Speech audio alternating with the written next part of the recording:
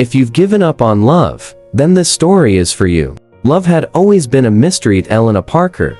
Sweet, tender, yet cruel. She had loved deeply and lost painfully, not once, not twice, but 4 times. Each relationship began with laughter and promises, and each ended with silence and heartbreak. Some men ghosted her without explanation. Others betrayed her trust. One even told her, "You're too good for me," and walked away. Each goodbye left a scar, but never bitterness. Elena refused to let pain make her cold. She still believed stubbornly, beautifully, that love was a good thing. Her friends didn't get it. "Elena, aren't you tired of getting hurt?" they'd ask. She'd smile gently and say, "Love itself isn't the problem. It's just that the right heart hasn't found mine yet." The visit. One warm Saturday afternoon, Elena went to visit her best friend Sarah, who had just come home from the hospital after having a baby. The cozy apartment smelled like vanilla candles and baby powder. Soft music played in the background, as Elena helped fold tiny onesies and prepare lunch. Then the front door opened. A tall man with kind brown eyes stepped in, carrying a suitcase. "Sarah," he called. "I made it." Sarah smiled brightly. "Elena, my cousin, Ethan Miller, he just got back from California." Ethan turned to Elena, extended his hand, and smiled. "Nice to meet you." Their eyes met, and for a brief second, time seemed to pause. They talked easily about travel, work, life. But what struck Ethan wasn't just what Elena said, it was how she said it. She spoke with quiet confidence, warmth, and sincerity. She wasn't trying to impress him. She was just herself. By the time Ethan left that evening, something unspoken lingered between them. A spark subtle, but undeniable. The realization. Weeks passed. Ethan returned to California, but he couldn't shake the memory of Elena's laugh. Her calm, her faith, her kindness. It all stayed with him. One night, while on a call with his sister Anna, he sighed. "I think I'm finally ready to settle down," he admitted. "I just want someone genuine, someone kind." Anna chuckled. "Describe her for me." Ethan thought for a moment. "She should be someone who believes in love, even when life's been hard. Someone who makes peace feel like home." Anna smiled knowingly. "I think I know exactly who that sounds like." Ethan raised an eyebrow. "Who?" "My best friend Elena." Ethan froze. "Wait, Sarah's friend?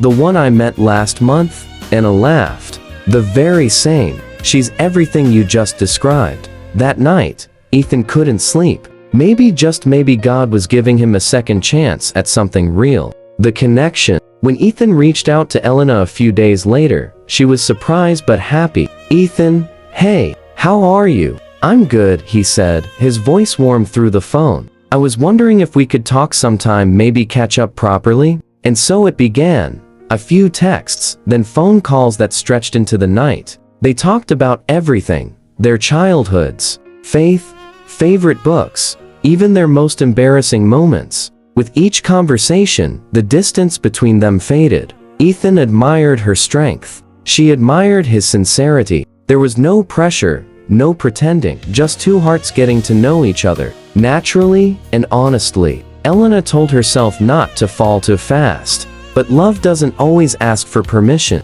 Sometimes, it simply happens. The proposal. Months later, Ethan flew back to visit. The moment he saw her waiting at the airport, smiling, hair blowing gently in the wind, he knew he was done searching. They went out for dinner at a small restaurant overlooking the city skyline. Afterward, he took her to a quiet garden strung with fairy lights. "Elena," he said softly, taking her hands, "I've met many people, but you remind me what love is supposed to be. Gentle, real, peaceful." Her eyes shimmered. "Ethan," he smiled nervously, dropped to one knee, and opened a small velvet box. "I don't want to imagine my life without you. Will you marry me?" Tears filled her eyes. "Yes," she whispered, her voice trembling with joy. "Yes, Ethan, 1,000 times, yes." The marriage. Their wedding wasn't extravagant, just family, friends, laughter, and the soft glow of string lights under an open sky. When Elena walked down the aisle, she felt an overwhelming peace. Every heartbreak, every tear, every lonely night, They had all led her here. Ethan's eyes filled with love as he watched her approach. He didn't see a woman who had been broken. He saw a woman who had been beautifully rebuilt. From that day on, Ethan treated her like a queen. Not because she demanded it, but because he couldn't imagine doing anything less. He supported her dreams, celebrated her wins, and held her close through every storm. Elena had finally found a love that didn't drain her, it nourished her. The reflection. Years later, one quiet evening, they sat on their back porch, watching the sun melt into the horizon. The sky glowed orange and gold, and the sound of crickets filled the air. Elena leaned her head on Ethan's shoulder and sighed softly. "You know," she said, "sometimes I still think about all the heartbreaks. Back then, thought God had forgotten me." Ethan turned to her, brushing a strand of hair from her face. "And now," she smiled, "now know he was just preparing me for you." He kissed her forehead and whispered, "I thank him every day for that." Elena looked at him glistening and said softly, "Love was always beautiful. I just needed to find the heart that could see me." And that's how Elena